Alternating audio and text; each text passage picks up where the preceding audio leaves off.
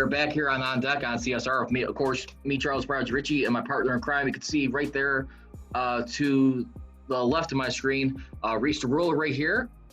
Reese, I enjoying it. I could tell, you know what? Something synced into me last week. You know what that is? What's that? I could tell you're a real true Lakers fan. No. I'm a LeBron fan. I'm not a Lakers fan. I don't know. You got that nice little beach setting right there, man. Hey, it's all good to admit for one season. But, LeBron did be in Miami, too. So, that could be what... Yeah, that's true. You got me there. Anyway, right now, we're getting ready to get in some NFL extra points. We'll get in some NBA next week as their season will be starting. So we'll definitely hit that up a lot more with the continuation of baseball right now. But some significant news coming in yesterday afternoon right now, too. Aside from, the Marquee Sports Network being done, it was reported by Ian Rappaport and Tom Pelissero of NFL Network right now that the owners, coaches, and GMs from the NFL were working to approve as far as salaries and all that other good stuff too. I mean, when we look at it and some of the details that were going in prior to that deal be accepted by the NFLPA of what ended up happening was that basically they're in agreement to handle the pandemic where camps will start on time, salary cap, opt-out issues, and guaranteed salaries being approved by NFLPA executives, of course, with DeMaurice Smith at the head of that, as you know, him and his executives of the NFLPA offered it to the union. They made a vote on it, and it passed by a vote of 29-3 right now as we see it. So here's what's going to end up happening. Tom Pelissero made some notes on there too. They'll be seeing high risk, $350,000 stipend with no offset, approved and credit season. So that's good. So they're going to get taken care of somehow. $150,000 salary advance for voluntary, no accrued and credit season. Either way, the contract is going to total. So that's a good thing for the players, reps. And we're going to be the only thing that's going to be a little bit eerie right here. You're going to be seeing the salary cap drop from $198.5 million to about $175, so close to a $24 million dip in salary. And teams that are currently over that cap limit, if it was $175 million right now, that will include Chicago's hometown Bears. You would also have teams like the Chiefs, defending Super Bowl champions, right there. I would think more in large part with Patrick Mahomes and a few other players being signed. You also got the Pittsburgh Steelers in there. That already knew. You got the Las Vegas Raiders right there, and the Minnesota Vikings on that. So I want to ask you right now, with that being said, which of those teams right now do you think that's over the cap limit would be able to survive that overhaul if they had to enter that, Reese? I'll start with you. Ooh, that is a pretty hefty. If I had to choose, maybe the Bears could survive it.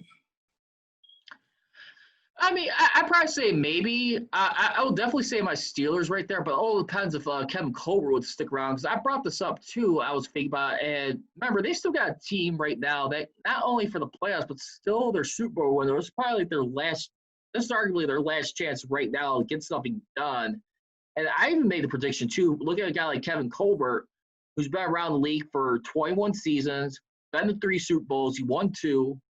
I mean, if they were to win it all right now, a guy, 21 seasons in the league, that's a long time right there. I made the prediction that I would not be surprised if he rode off into the sunset, coupled in with just going out as a Super Bowl champion. You have 3 under your belt right there as a GM and executive vice president. And then really, at this time, he's in his 60s right now, so you got to think he wants to start settling down his life, being a family man. You know what I'm saying? But I can see him doing something like an Ozzie Newsome. But I will say that the Steelers probably can make it work depending who will be there to, succeed Colbert. I mean, that's yet to be determined. But I would still think the Las Vegas Raiders right now. You're in your new stadium. I know it's going to be a little tough having fans there, but I got to believe right there I mean, that's got to be a team who's got to figure out some stuff right now. I mean, you're in Vegas right now. You're in Sin City. I mean, The revenue, I don't think that'll be an issue with it. I'm sure they'll be able to, because I'm sure they'll be able to, like you said, I think a team that could go scot-free are the Bears and the Steelers. The teams that could be in trouble, like you said, I will take the Chiefs and the Raiders. But other than that, I just believe that the Raiders being into a new city, new town, and everything, that their revenue and things like that, that they'll be able to attract good players for lower amounts of money. So I believe that they'll be able to. you talking about the Raiders? Yes, Or are you talking? the Raiders. I believe they'll be able to get players to actually come for a little bit cheaper. You know what I'm saying? New stadium and things like that. So maybe they can survive. The Steelers can survive. I think the Chiefs probably will be the number one team in trouble, trying to, especially about you just signed Mick Holmes to this big deal and things like that. So. Yeah, you know what? The interesting thing is too with the Raiders too. I mean, Mike Davis was doing like an interview, and he was recently reflecting how when they tried moving, I think like 5 years ago when they were trying to move out of Oakland, and basically he was like saying like pretty much that I mean the following because they were trying to go back to L.A. After they were last there about 25 years ago. And this is 20 years at this point in time. Once that deal fell through, because he said like Las Vegas was trying to acquire them, and they kind of had the timing was not right. They weren't interested in doing business just yet. But what ended up happening was he said that he believed that the Las Vegas deal, ever since like the Los Angeles fell through, he felt like that was going to be a good fit for them and the franchise. And I was really surprised too how he was able to sell that to all the league owners back in 2017 when they had the meeting 3.5 years ago. And you have that, and it just, I mean, a team like the Raiders, they still had like a history. I mean, with Al Davis Sr., it was a good winning executive. The problem was he never seemed to do well on the business side as far as like drawing money into stadiums. A lot of it had to do was dealing with outdated stadium, of course. I'll give him that. But still, I mean, one of the things that Al Davis was indicted on was that he never really marketed his team to draw fans into games. And I just feel like, that was a shame because he was really good for a longest time. Up until the 21st century, he still had about 2 more playoff appearances. The final time that when he was alive was in Super Bowl 37 when he saw them lose to a veteran team in the Buccaneers who was waiting for a long time to crack open their Super Bowl window. They finally did that. John Gruden went over there. I just feel like right there they had a lot of fortunes change drastically in new millennium. I was I want to say 11, 12. John Gruden, right? Yeah, he left after. He got fired, I believe. Yeah. Like a 42-9, like a blowout, wasn't it? What's up? The score was a blowout, wasn't it? Yeah, it was like in the 40s to like 20-something. No, he didn't get fired. So what ended up happening, they traded for him. The Buccaneers traded him. They sent him like, I think 2 first-round picks and some future compensation, some cash for Gruden. So they paid him royally. Well, like you said, I believe with the new stadium coming, I don't think it'd be a problem trying to attract people to, like you said, the Sin City. Just hope that these players that do go to the Sin City can stay focused and keep their mind and understand this is football. So, and you know what? Another thing is too, you also got to look at it this way too. I mean, there's gonna be other events. I'm sure that's gonna be like covering in that stadium that Davis is gonna be a part of profiting as an organization. I mean, you got to wonder, like, how much more they're going to split that pie up right there. I mean, of course, aside from that, you got UFC, which is one of the big mega events in that state long before hockey even came in there. I mean, you saw that. And then you also just right now, you still got the Vegas Golden Knights. You got a hockey team. It's doing, like, somewhat decent so far. So it's like he got some momentum right there, but I really believe that stadium is going to really draw in some multiple events coming up down the line. I cannot wait for the day when we have a Super Bowl in Las Vegas come over there. And just to give you an update on that, let's see. Yeah, that's.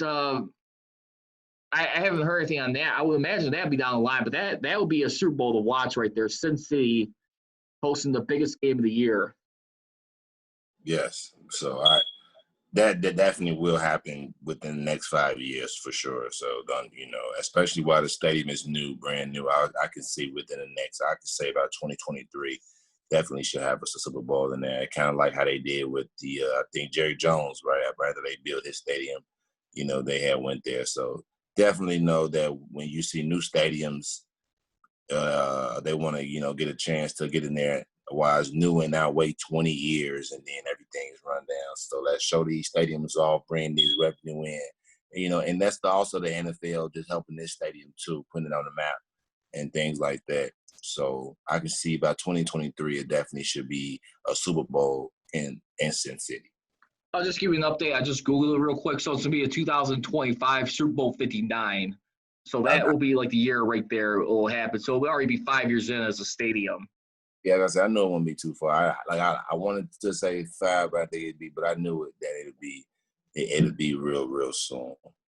Because if I'm not mistaken too, I think before that, when we got that too coming up, I mean, don't forget, you're also going to have your first ever Super Bowl and return Los Angeles in Super Bowl 56. So that's going to be about 3 years before right there.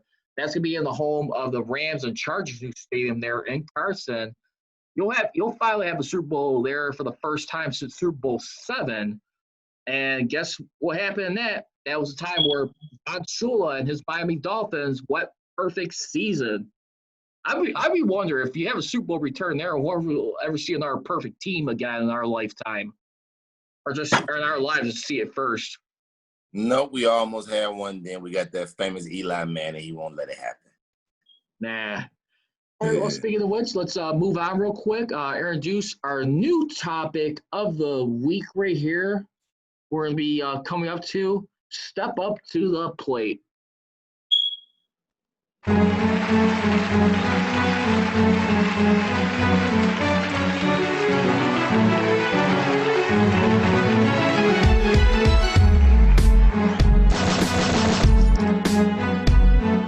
All right, well, this is our segment right here. We're going to be using it to close the show going forward on this time right now.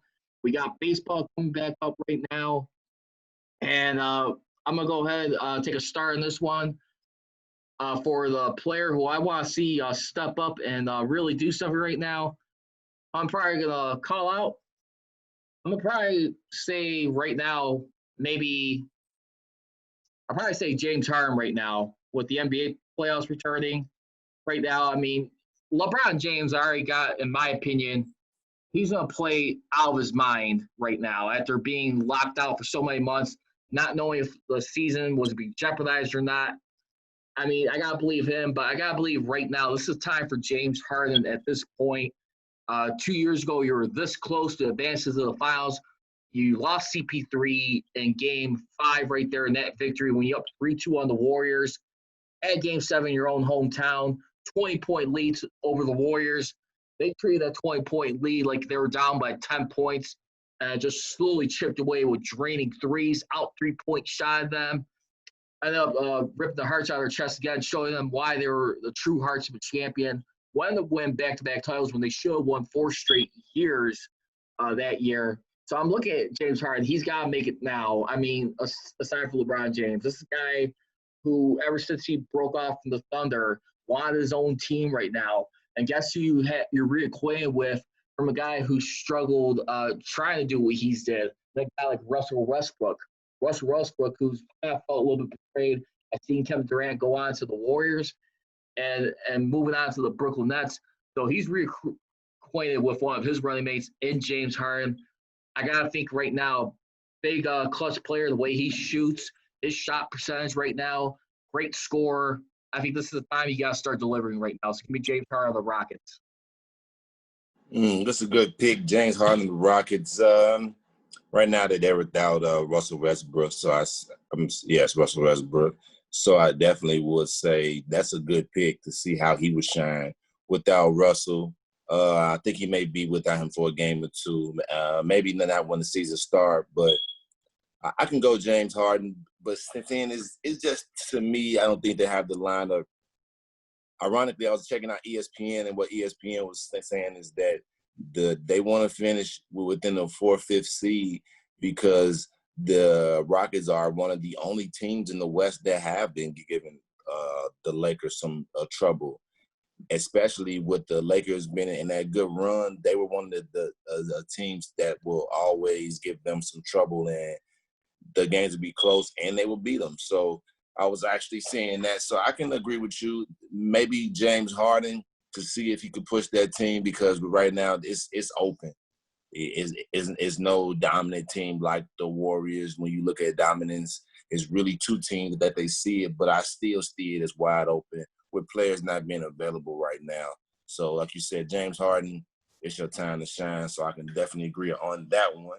With me, I was going to go basketball because for some reason I thought you were going to go baseball. So I'm going to go baseball, and I say the player, the players that need to step up is, I've been hearing about this. I live here in this beautiful city. Anytime I'm out south, all I hear is about the White Sox this, they got talent this, they got talent that. Well, I'm looking on my beach. Where White Sox? Where? Okay. Is it in the ocean right here? Can you please go and get it out of the ocean? So I got to put the blame on. I'm hearing all this talent, all this. I understand that you got to be close to it, but White Sox, you also have a job too. When you sign that, you got a job to perform. Everybody on the South Side is cheering for you. So go out there and give the fans something to cheer for. Man, we tired of hearing all this young talent. But who'll be your player on the Sox, though? That's the thing. I want your key guy. All of them. There's no key. Okay. I want the entire team Wow. to get and be a white and be the. I don't want to single out one player. I want to single out the team. All I've been hearing is about is not one player has talent. The whole team has talent. I need to see it. Show me. Show me the talent. All you guys need to step up to the plate.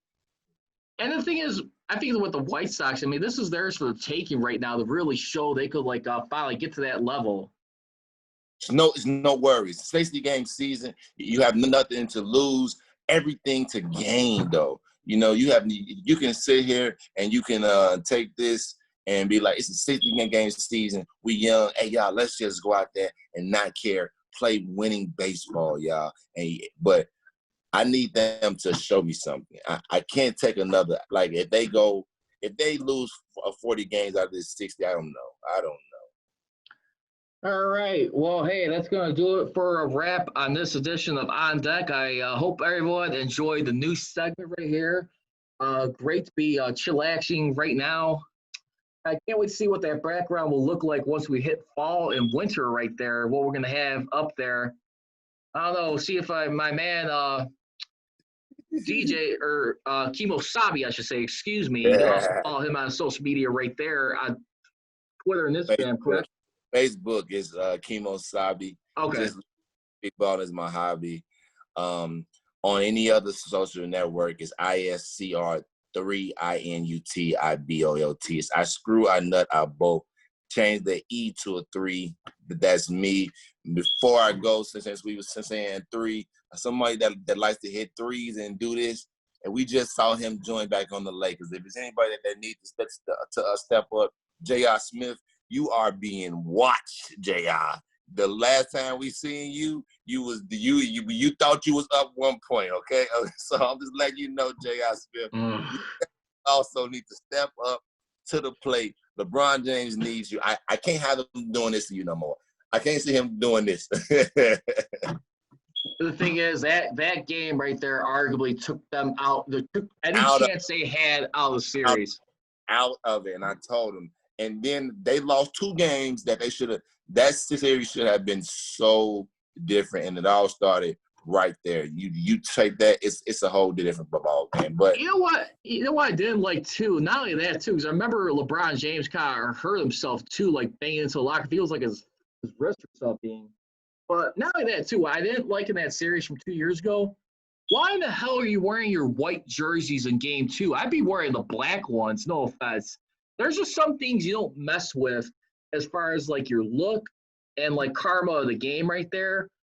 I'm the Cavs. I'm not sure if I want to wear any white jerseys to try and tie up the series. I want to wear something business-wise that we have moxie in, something that we upset you guys, or they upset you guys 2 years earlier, the 2016 Fouls, when they stole that series thanks to Draymond Green being suspended. What do they wear? The black and the red right there. I would have wore those, not the white jerseys. Yeah, you're right about that. But like I said, we see JR, you see you on our show. Step up to the plate. Step up. Yep, and that's going to do it for this close. And this is a beautiful, warm Saturday afternoon edition of On Deck. Still a little bit muggy right now. Have some good things happening throughout the week. You know, one of the biggest headlines, too, aside from that, from a week in the making, you saw the Christopher Columbus statue get removed down. And I think there's a protest or some sort of gathering going on downtown for police reform and sticking up for police. So stay tuned for that. Hope everyone's continuing to stay safe right now. Keep healthy, more importantly, and just try and be out of harm's way. But like I said, I do see the changes happening right now, and we'll see what happens with Mayor Lori Lightfoot in Chicago right now. A lot of concerns right now, but only time will tell. But for anyway, when we return next week, we'll try and hit up more in the NBA. NBA will be back right there. Definitely one of our favorite sports, including Reese, big-time LeBron James fan right there, as you just mentioned. I like LeBron James, but also like the Lakers even more personally as a fan in the NBA. So for Charles Prodigy, Richey, for Reese the Ruler, this is On Deck on CSR. As we always leave you, don't patrolling, be